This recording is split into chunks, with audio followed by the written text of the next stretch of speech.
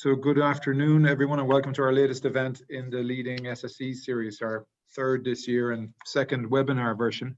We're calling today's session Navigating Through Uncertainty, which in part came from our prior webinar where we were alerted and discussed the importance of not trying to look for a new normal when there's so much change, but rather focus on living and working with that changing environment and accepting that. I know a lot of you that have registered and are signed in today, but for those of you that I don't know, I'm Jared Walsh, a partner in the FAS team here at Grant Thornton, and I'll be your MC for this event. So delighted to meet you, and sorry it's so impersonal. I know a lot. The dreaded second wave is upon us, level 5 lockdown, and on top of it, I'm looking out the window at the river, which has thankfully gone back down now in Cork, but we had some significant flooding in the city this morning as well, just to add to this moment that we're living through. But today's session is not about the gloom. It's about the adaptability of our people, of our businesses, and to share some of the learnings for 2020 that are going to change the future, and in some ways have already started to. I think we've all learned this year about our resilience, our adaptability, and especially some new definitions of what's possible.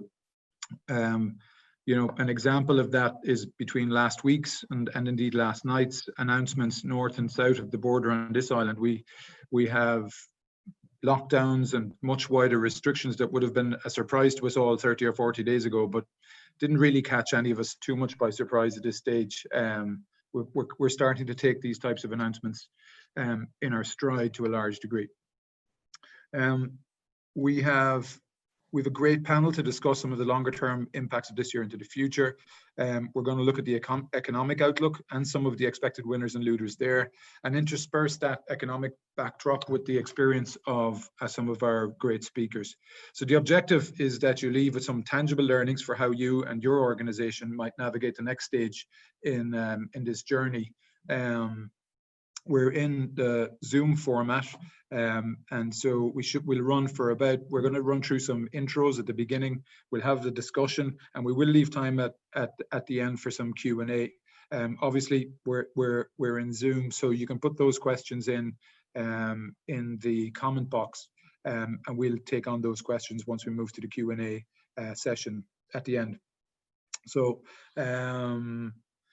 So basically, over to our panelists. I might come to each of them in turn to introduce themselves. And Michelle, would you kick off? Yes, good afternoon. So my name's Michelle Hanley, and I'm the HR Director for Energia Group. Energia Group is probably known better under 2 brands. So in the south, it would be Energia, and in the north, it would be Power NI. So utility sector. So I suppose it's been very interesting for us over the last 7 months, because as essential workers, we have kept the business going. We have not been eligible for furlough. We have kept working, and that's had its different impact on our staff. But my role, I suppose, in terms of this is really how we keep our people engaged. What do we do around the whole sort of talent agenda and the learning and development agenda through this COVID pandemic and beyond, to make sure that we've got the capability in place to withstand whatever happens and build ourselves for the future. Thanks a million, Michelle. Martin, might I ask you to come in there? Thank you. Good afternoon, everybody. My name is Martin Lynch. My role is I'm the head of financial shared services for the international markets of Gilead Sciences based in Cork. I've been with Gilead about 6 years. My background is I'm a chartered accountant with about 20 years experience, 50-50, about 9 years in practice between PwC and Deloitte Consulting. Had about 8 years overseas between San Francisco and Sydney. And then I've typically worked as a finance controller, finance director in various companies. So I think you would have seen in the media, you know, one of our products has been issued to support on the COVID-19 front. So really in the last number of months, as well as every other business trying to keep operations moving, we've also had a rapid launch on that front that we needed to deal with over the summertime. So that's me. Great stuff. Thanks a million, Martin. And might come over to you, Andrew. Good afternoon. I'm very pleased to be here. I'm Andrew Webb. I'm Grant Thornton's chief economist across Ireland. So I work across the whole island, north and south. I came into Grant Thornton in April 19 and was in a very fortunate position of all the economic indicators pointing in good directions. And over the last 9 months or so, it's been a chaotic period where we've been trying to unpick some of the key challenges that clients are facing, and particularly focused around the growth of local economies. So we've been advising lots of county councils on how to, I suppose, adapt and be more resilient and support the business community. So looking forward this morning to offer, or this afternoon, I should say, to offering some of the context that we find ourselves in. Brilliant. Thanks a million, Andrew. So, and I might come back to you first, in fact. So, so what's it looking like? I know as an economist, you guys always like looking backwards rather than forwards, but we're going to put you on the spot this morning and ask you to tell us what's 2021 got in store for us. Well, to be fair to the economists of the world, we're not brilliant at looking forward. So it's we use the data that's gone behind us to try and throw our thoughts forward. I mean, as I said there in the introduction, when I came into Grant Thornton, the economic indicators were all very much pointing in positive directions, and even at the start of this year, we were answering questions about, is this as good as it gets? The labour market was flying. The challenges actually at that point in the year were skill shortages and recruitment challenges, and what that means for, is there an overheating labour market?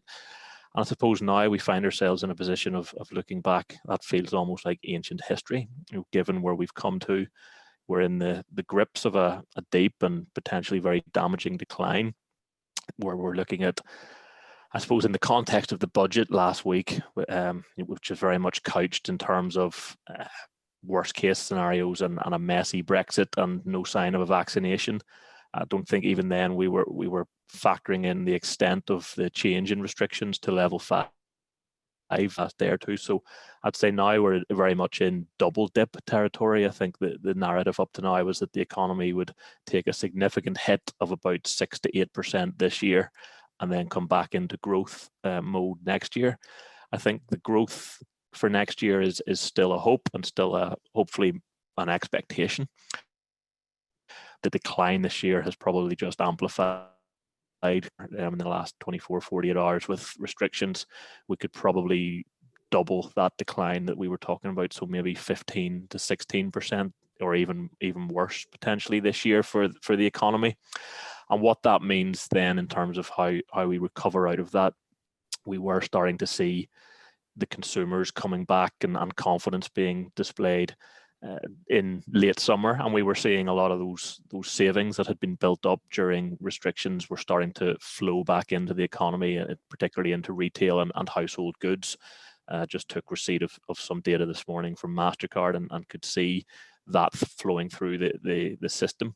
That has crunched a little already as consumers got a little bit more wary and localized restrictions started to kick in.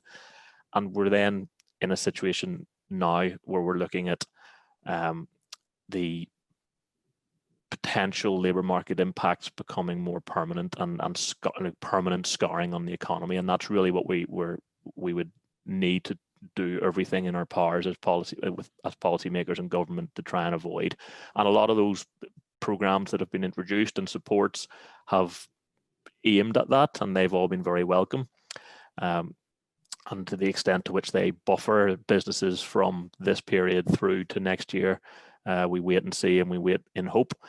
And just to unpick the impacts of that a little bit, and maybe that points as well towards where the economy's heading, is that there's a very different impact on the labour market depending on when you look at age cohorts. So the unemployment rate, if you like, when we include pandemic payments and supports for the under 25s, is sitting at around 30% currently. So that's a really significant hit on that age cohort, and they're feeling that worse than other cohorts. That also has impacts for how we recover, because you've got a whole group there who are newly unemployed in the mix of people who have maybe been longer term unemployed. And I suppose, how do you then get those people back into employment, and do we need to look at retraining and apprenticeship programs and skills issues. So there's a whole labour market training and resilience piece that we need to start unpicking. And I suppose I'll finish on just a few of the points that we've found when we're engaging with clients and engaging just in conversation, and that's some of the emerging considerations. So I suppose what struck us was just how far we pushed technology, and where we learned really where the fault lines in our businesses lie. So we had to adapt very quickly. We had home working situations where maybe that wasn't the natural. So there's been elements of adaptability and resilience, and maybe that leads to a future wave of innovation where businesses have proven to themselves that they can do things differently and do things at pace differently. And that lends itself into the whole issue around what we term as a megatrend, rise of the robots and automation. And I suppose that's part of building resilience into the economy as well. We're aware of some clients who have gone ahead because they could introduce more robotic processes and more automation. And that's all about building resilience into their practices for when people can't be physically present, but it also has then other implications for how businesses might onboard people or the need for people. So I suppose that's a way of me saying we're very unsure about where the economy is heading in the next year, but we do know that there are a range of challenges, certainly in the labour market and the wider economy, but there are glimmers of things that have happened in terms of innovation and some elements of resilience that give us cause for some optimism in the middle of all this. Thanks, Andrew. And maybe I might come back to you for some of those, for some to go into that depth about some of those winners and where that might go a little bit later on. But I think that's a good segue maybe to come to you, Michelle, on the learnings from 2020 and some of those things that Andrew mentioned. What would you say some of the biggest learnings from 2020 that will go into your planning for the last quarter of this year and probably through into 2021? Yeah, I would say that some of the points there that Andrew picked on, particularly around the technology bit, really has allowed us to think very, very differently. So we had been, I wouldn't say risk averse, but we were a much more cautious organisation. And at the start of the pandemic, we've 850 employees across the island of Ireland. And we really struggled with this whole concept of flexible working. About 250 people are employed in the contact centre, primarily in the north. And we had been outgrowing our office accommodation. So we were starting to look at buying other office accommodation. And then this hit, and we'd also been looking at putting together a business plan for having a virtual contact centre, but nobody on the board was really keen on that. And I suppose if we look at where we are now, we have got over 600 people have been working from home since the start of March. We have got 60% of our contact centre are now working from home, and we rotate them to make, because some people want to be in the office for the social side of it and just the team interaction. So for us, things that we have been working on and through our whole governance processes were taking a long time. We actually have been able to move a lot quicker and get things working a lot better. And it's allowed us to really focus on what are the processes that we can automate so that it frees people up, and it's, to do the things that we do need to do that really add value. And I would say, whereas in previous years, you may have fought against the tide of change and employees not wanting really to adapt or change, they're now very open to it because there is a bit of give and take, and we recently did a survey, and I suppose out of that, like most of you probably find that it's not as black and white when this is all over. It's not as black and white as people wanting, when they say they want flexible working, they probably want a mixture of both. They want to be able to come into the office, but they like the idea of not having the commute, having that flexibility at working at home, and the technology has allowed us to do that. And if we had been asked that question last year, a year ago, we would have never contemplated where we are now. So there's lots of positives, and we've had a really good Q1.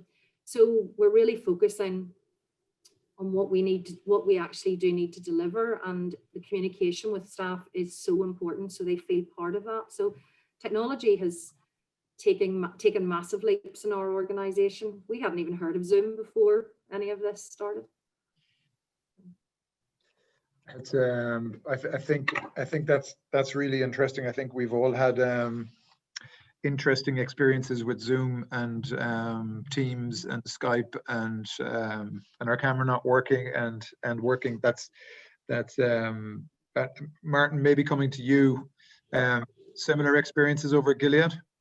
Similar, yeah. We had a flexible working from home policy introduced about a year and a half or so before this issue arose. So interestingly, some people had taken it up, but not a lot of people. So the organization in our group here, it's about 100 people. I'm referring to specifically, this was a global policy across the entire group, but in the location in Cork with 100 people, probably only a quarter took it up. And what's interesting is, since we've, obviously now we're all working remotely, those that were probably proponents of being completely remote, entirely 100% would like a mix. And those that possibly thought they would never be at home are comfortable being at home and might like to stay at home more than just on a hybrid basis. So I think everybody has switched positions, and it's a good example. I think something we do in our business, we try to pilot concepts. And I think, it's probably a lesson for all, with all of these policies and new ways of working, you got to try it before you buy it. And you never know what will happen till you do it, So I think it's a slight upside to this entire disaster that we've got to try a new way of working and learn from it. Now, fortunately, we had Zoom capability and headsets and everything issued to people over the previous summer. We were looking at this option, but it hadn't, again, been taken up by a lot of people. And I think I had seen it myself that, we struggled where people were in Zoom or not in Zoom, or in the office and not in the office. How do you make it an inclusive meeting? So I think the upside has been, meetings now, everyone has a seat at the table virtually. And I think the meeting etiquette has improved, that we can go around the clock and get people's opinions. Whereas previously, you might have been those that were dialed in, there was possibly no video turned on because people didn't want to use it. There was audio, but the audio mightn't be great because we probably weren't used to using our headsets properly, all of us, including myself. So I just think the experience has improved dramatically over time. So it's an upside from this situation. I think from a company's perspective, it helps us to recruit as well. It opens up the possibilities for candidates that where a commute might have been out of the question for 5 days a week to travel a significant mile. Now, you're weighing up, well, I could be at home 2 days or 3 days, maybe in the long term when this is done. And maybe a commute in isn't such a big deal if it's the right role and you like the company and so on. So this is something personally I feel is a really key outcome from this, that, that there is more flexibility for employees, but also for the company to make, proposals to individuals to come and work for us. And make it work for their own private time and their private lives as well. So that's where we're at. Yeah. Great stuff. No, I think we've all learned on that. I think that piece of etiquette is a particularly relevant point. That etiquette of folks either turning their videos on or maybe not congregating in rooms. It is interesting. What do you think is going to change most dramatically out of that? Is there specific things? Maybe I'll come back to you on that, Martin. Some specific things or some specific changes in how you do things versus before because of that. Yeah, I think on a recent project, what we've learned, and this is just in the last 2 months, prior projects were sort of in the finishing phases, and I think the network was established and the teams, we all knew each other. And we knew the program, and we had the planning done and everything else, right? So for some of these larger projects that are just starting off, we did approach them with a similar time frame, a similar kickoff sequence, and we missed the whole night before a project would kick off. Normally we would meet at a site, there might be a meal, there might be lunch, so people could get to know each other. So we missed the entire introduction piece, and it's kind of a learning we're going to take forward, that prior to even the kickoff call, there needs to be some virtual coffee or introduction where people get to outline their role, you know, where they sit, what they do, and then what is your role on the project, and what are your, you know, what are your experiences on this type of project going forward, and just people getting to know each other and allowing what would be perceived as downtime, allowing that to happen, which previously either happened in transit or over lunch or over dinner, and that's gone. So I think I learned we kind of went straight into business on a previous project, our current project, and we actually had to not quite stop, but a month in, I actually held an introduction call, which seemed a little bit odd, almost a throwback to the past. But that's what we did for about an hour with no slides and so on, and just had a conversation. I explained my thoughts, the team talked about their positions, and everybody got a chance to know each other.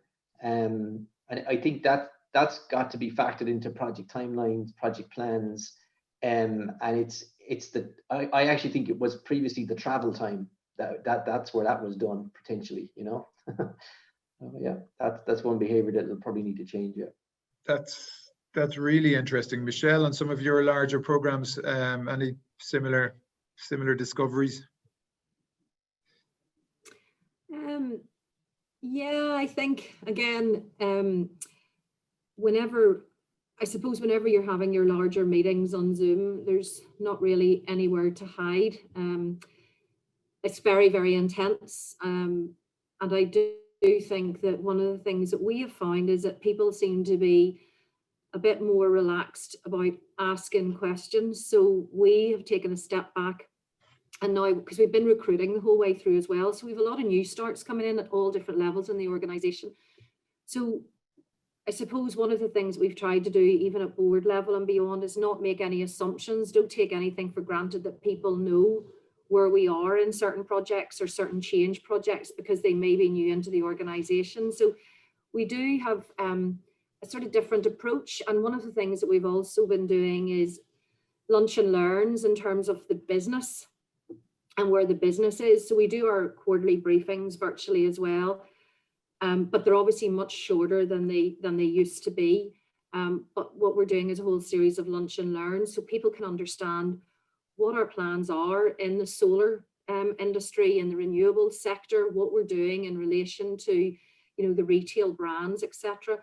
And the one thing we all agreed, and everybody, that there are no three-letter acronyms, that people they talk in a way that everybody can understand, which I think really changes it and really brings people along, because certainly in certain project teams or business groups, they're also used to speaking their own language, and they don't really break out of that and talk to other areas of the business. So we're trying to make everybody more accessible, and it is easier when you can do it virtually rather than having to travel to offices and all the rest of it. So there are some things I think that it just takes 10 or 15 minutes over lunch or a coffee and bring people up to speed, and they have a better idea of what's going on. Because let's face it, whenever we would have done our quarterly briefs, no matter how we tried to make them interactive and fun and exciting, lots of people would rather have just sat and completed their spreadsheets. We couldn't get everybody to go to all the briefings, no matter how we scheduled it. Whereas now, people are sitting in a place of comfort and they grab a coffee and they'll go online. So I think our approach to involving people in projects and the business changes has definitely adapted for the better. That's interesting. I can tell you that in our case, we used to have monthly team meetings for our team, and we're constantly looking at ways of communicating better to the team, trying to get the message across. But I suppose more than anything, trying to get more interaction. We now have, since March, weekly team meetings.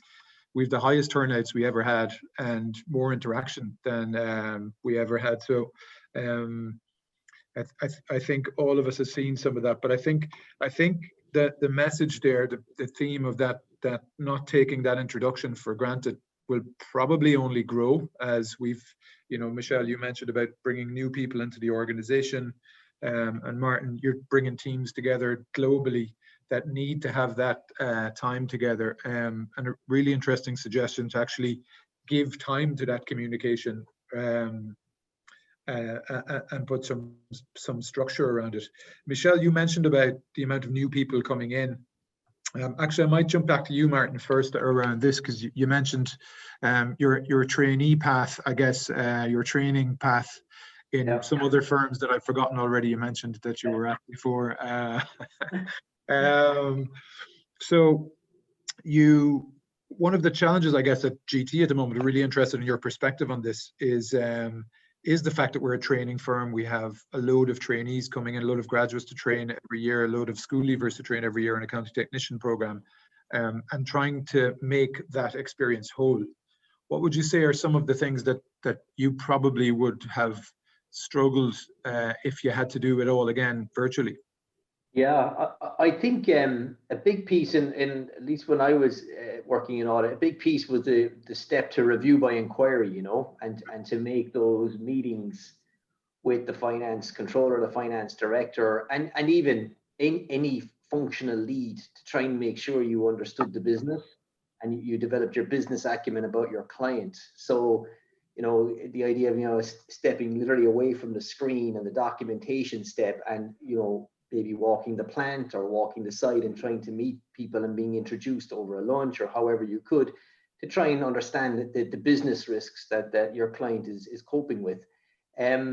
So that's one thing in the back of my mind as everything goes remote. You know, the technology is a great enabler because all audit databases are electronic now, and all work papers that clients have are electronic, so everything can be zipped across on emails and so on.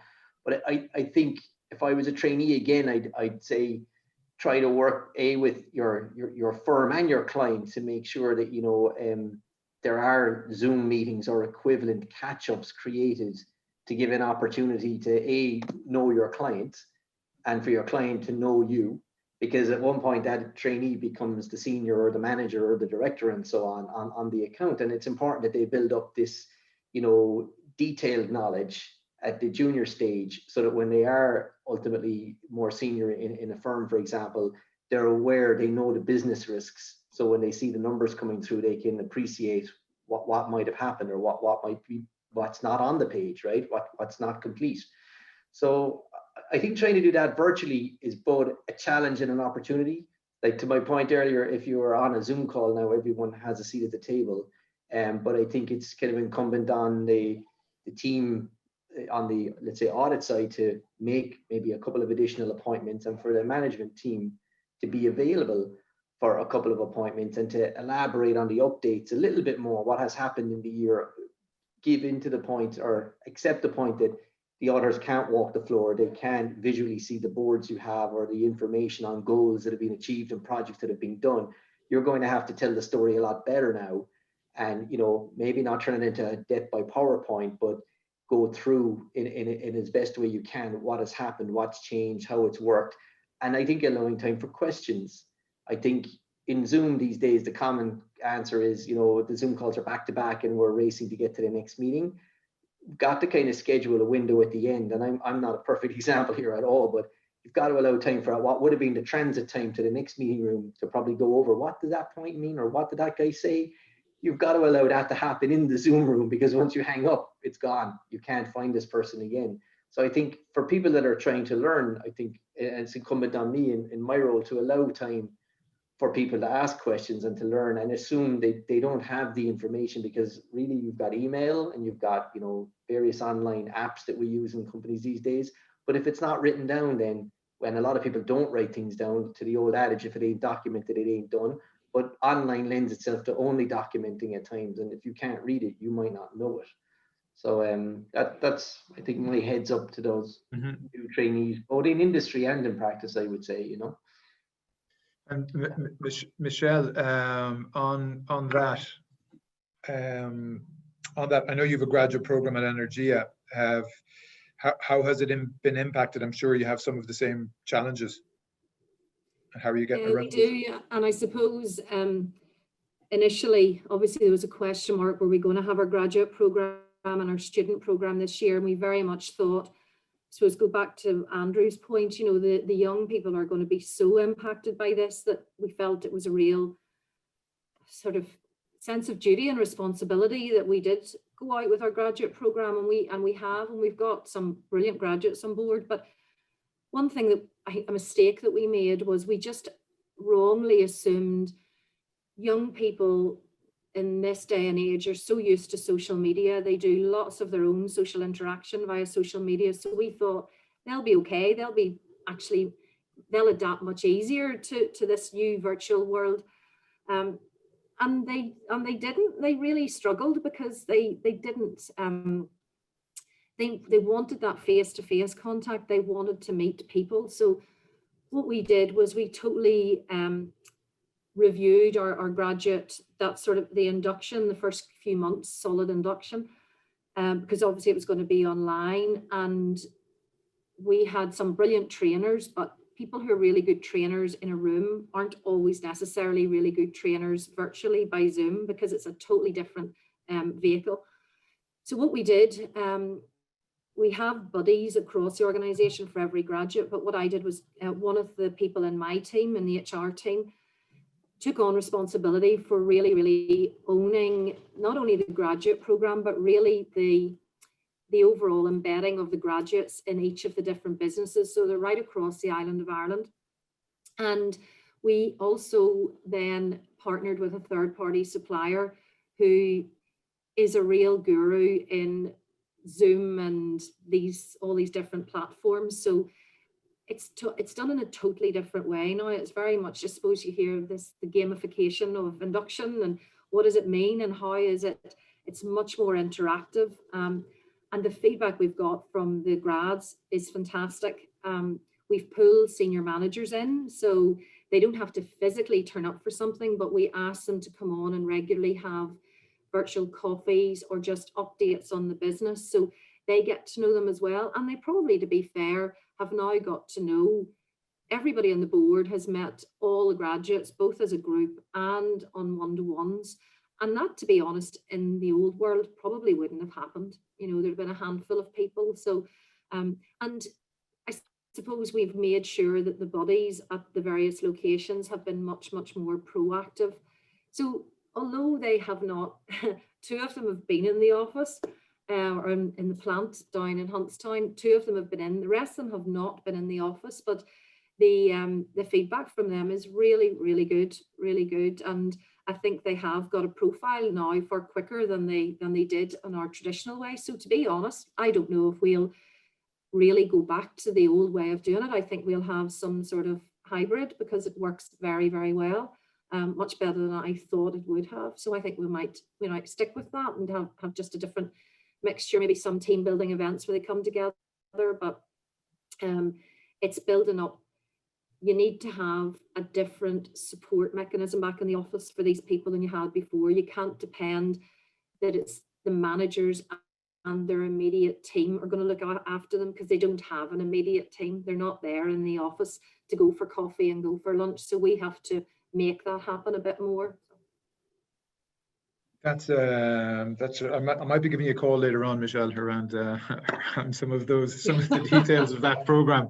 Thanks for that, Andrew. Is it too early? Is the office dead? Is it too early? Is the office dead? Do you know, the technology to kill the office has been around for many years, and we chose not to. We are social people. We like those collaborative conversations, those water cooler moments. So I don't think the office is dead. And there's two quite clear views emerging on this. One is the office is dead and people will work from home, and town centres will hollow out or need to become residential focused to retain viability. The other is potentially we need bigger offices to allow for social distancing and manage it that way. There's no clear idea yet as to how it will shake out. But I see deals that were paused for large commercial premises that were paused in Q2 have come back in Q3 to some extent. But equally, I see firms announcing across the UK they're going to close several of their large offices. I think Deloitte, for example, I read about are going to close 4 UK regional offices, and so there's certainly a mix there in where we go on commercial space. I think we have to remember, personally, I find it easy to work from home, and I can do this setup, and it's all fine. I talk to a lot of colleagues, and it's not ideal. They're in make do mode, which is maybe sharing a kitchen table with housemates or a spouse, or maybe just having to find a quiet corner in the bedroom and make do that way. So I don't think the home working is suitable for everybody, and I think the issues around what that means for teams collaborating and getting to know each other, and that creative collaboration. And I work in economics, but when I'm in the office and I've gone blended, I'm 2 days a week back in the office and 3 days at home, just because it suits. Those days in the office, I'm talking to colleagues in tax or in audit, just cross germination of ideas, and you miss a lot of that. It's very siloed here at home. Arguably more productive, but I think that's short-termist. It's good to be isolated when there's a deadline looming, but the bigger picture definitely needs the head up collaboration. And I would say then, as a result of that, the commercial sector and the office isn't quite dead yet.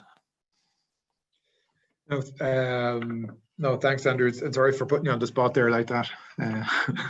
I think I would agree. I think it's all going to be about that. It's all going to be about that balance. You did touch on one really important point, which I did want us to cover, which is around the resilience or not, and the make do mode. And I suppose, I think maybe the introduction to this is, if you go back to March and April, there was an element of novelty, apart from wonderful weather, when we were all going into, I'm not moving enough in this room, obviously, the light's gone off.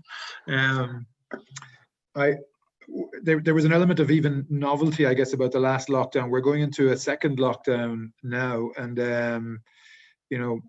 I think there's folks, make do mode you'll put up with for a certain amount of time, but at some point we have to look after the mental health of our teams.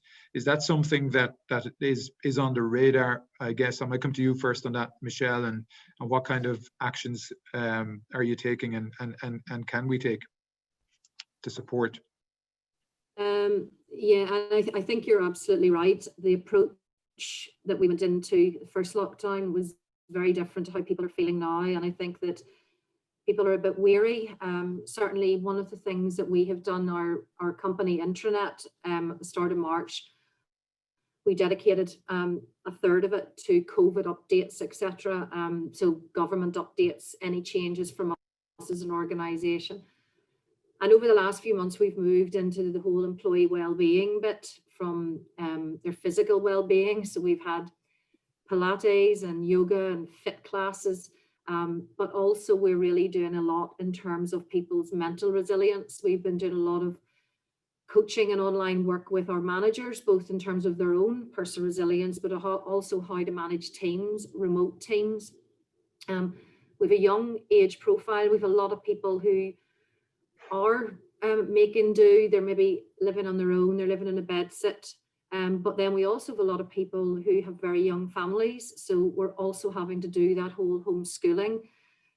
So the idea of, how do I do that? How do I fit in work? It was like just a pressure cooker. So we have an employee assistance program that there's been a good uptake, but I think a lot of it is just, how do we keep supporting our managers so that they have the right conversations? Because I think, Jerry, you mentioned it, the way Zoom is, it's very much get in there and follow your agenda, get the business done, and then click on to your next meeting, and you'll not pick up how someone is. And, I think there are advantages to Zoom, that you can see people's own personal house. You see their environment, you get a feel for it. And I think as an organisation, I truly believe if we can be flexible, we will get more back. But we've got to support our managers to be able to have the right conversations and identify when people are struggling, because not everybody will say, and some managers are really good at it and some really struggle with it. So I think I look at the role of the HR business partner now in this world is very different to the one that it was a year ago. It is very much about coaching and support, and supporting that resilience within themselves and within the rest of the the population. So, because some people are, you know, they in our organisation, the one thing where people are, they feel safe, they feel secure, and the business is doing well, but they have families and friends who are not in that position, so they will be affected by it. So I think we've got to be acknowledge that and realise we're not going to get, you know, 8-9 hours a day from people. That's why I think we've got to just really prioritise what does need to be delivered, and some of the things that are nice to haves, we'll just have to wait until spring of 2021. Thanks, Michelle. No, and I think that's I think coaching, mentoring, and educating our managers is a key point to probably maybe look for some signs that otherwise we may miss on that in-out mechanism. Martin, coming to you on that, similar experience, I guess. We're all dealing with this home working. Yeah, similar. I think from sort of business operations side, I think I agree with all of the points Michelle has made, and I can see our management team, I would say each one of those, every time there's a change in a team makeup, for example, a new recruit, etc., it's a huge amount of effort to bring that on stream, not just by the manager, but also by the teammates who are trying to do the onboarding and so on remotely through Zoom. So it's quite an exhausting process. I think they don't mind doing it. They're perfectly good at it. But when we were in the office, for example, you could lean back and, you know, explain something casually and keep moving, whereas you've got to arrange calls now and so on. So I think there's about, I don't know if the number is right, but there's a 10 to 20% extra level of effort, you know, at times, not all the time, but at times, to sustain a normal operation. So I think the only kind of thing that I can take away from that then, as we look at 2021 and as we go into this situation again, it's prioritization, you know, and what's really necessary and what's an efficient use of time. It's not that we didn't have those principles before, but things might have been a little bit more logistically easier to coordinate in the past.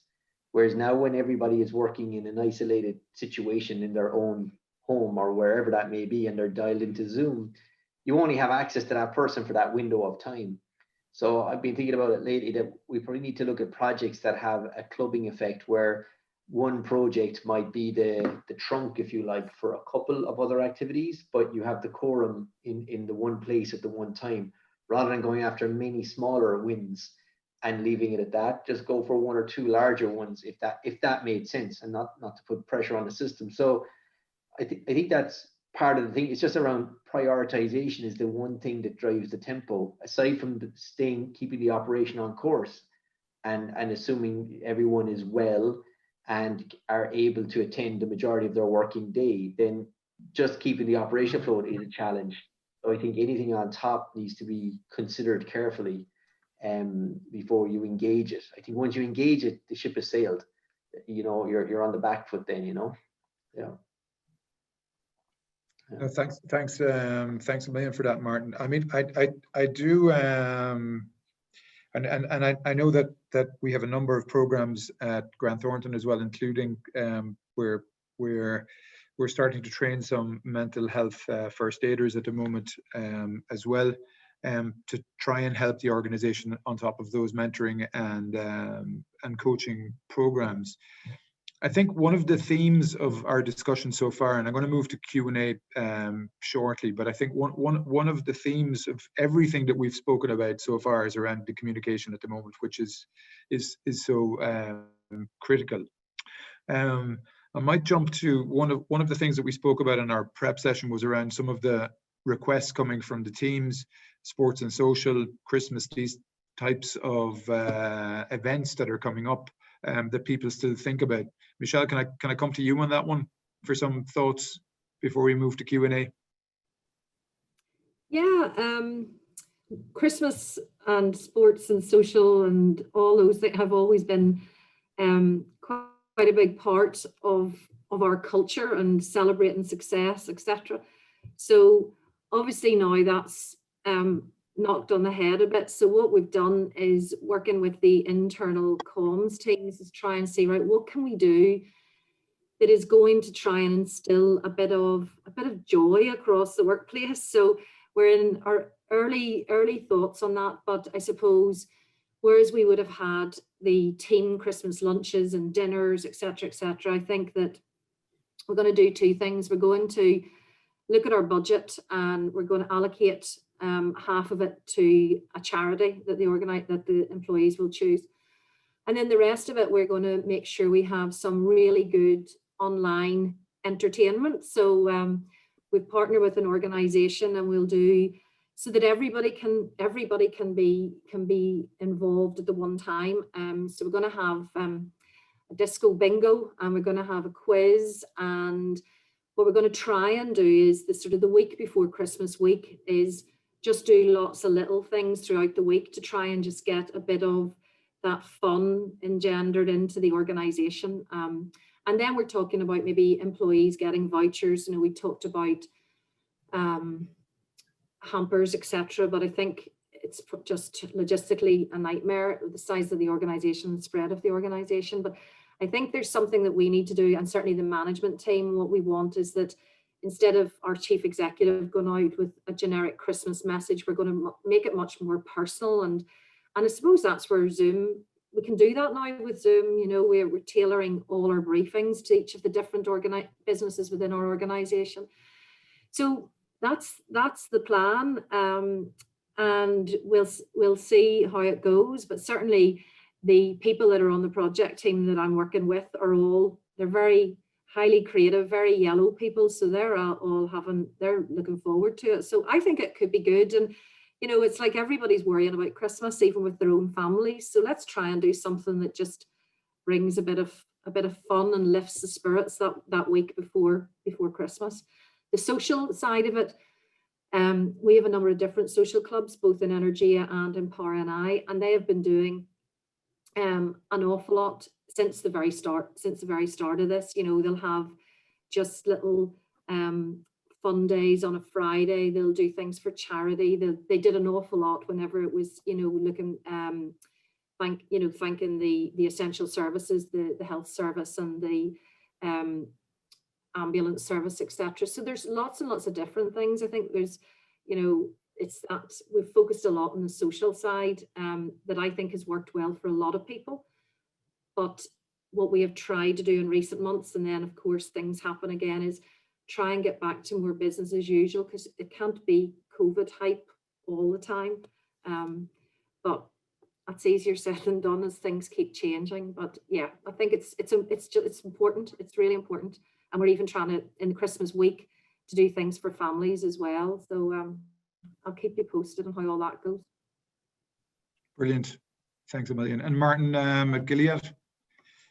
Yeah, I think you know, we've got to catch up with our teams every second week, and I've got to say it's an all hands. Everybody attends, and it was initially more of a crisis update, if you like, initially, and it's continued on as a routine dial-in that everybody joins. And you mentioned earlier, Jared, that almost all hands are more highly attended today than they were when we were actually in the building. But that's because I guess people don't see each other in any other forum altogether.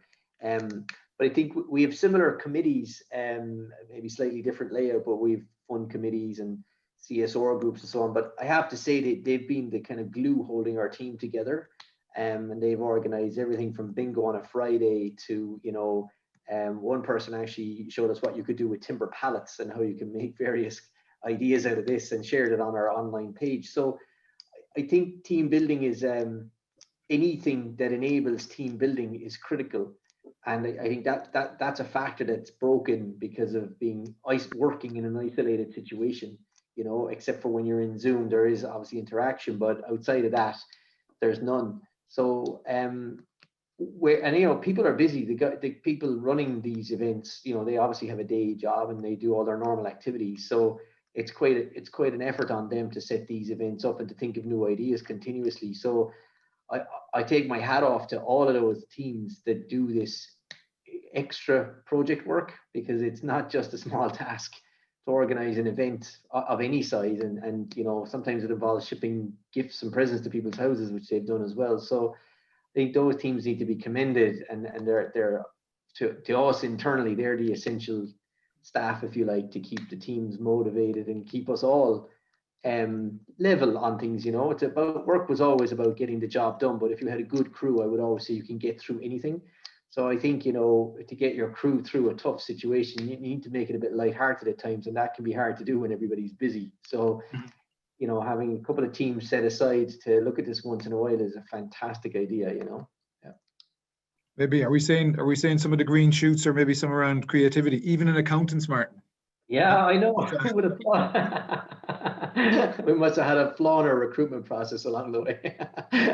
And Andrew, that creativity, is there an expectation of seeing maybe some more entrepreneurship, some new ideas? Are we seeing some of that already? I think when we look at entrepreneurship, we see push factors and pull factors in a strong economy. That's people being lured to start a business by the opportunity. In a downturn, there's people maybe pushed into starting a business by lack of employment opportunity.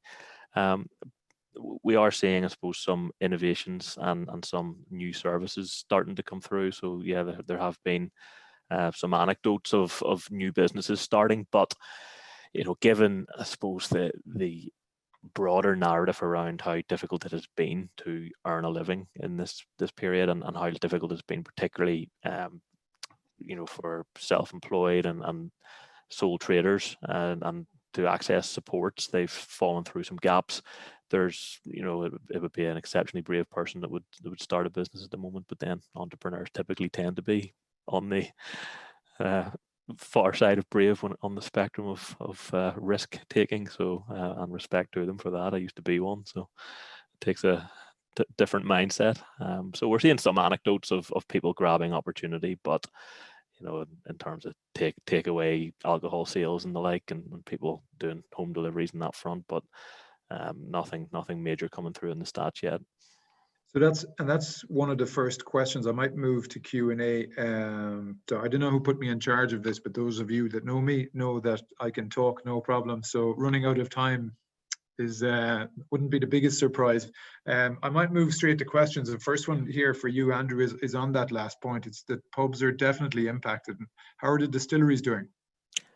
I was actually I was reading some Kantar stats about when Dublin went into level 3, alcohol sales went up by more than 50%. So I suppose there's, obviously the supermarkets and the off sales are benefiting from that, and lots of consumption at home.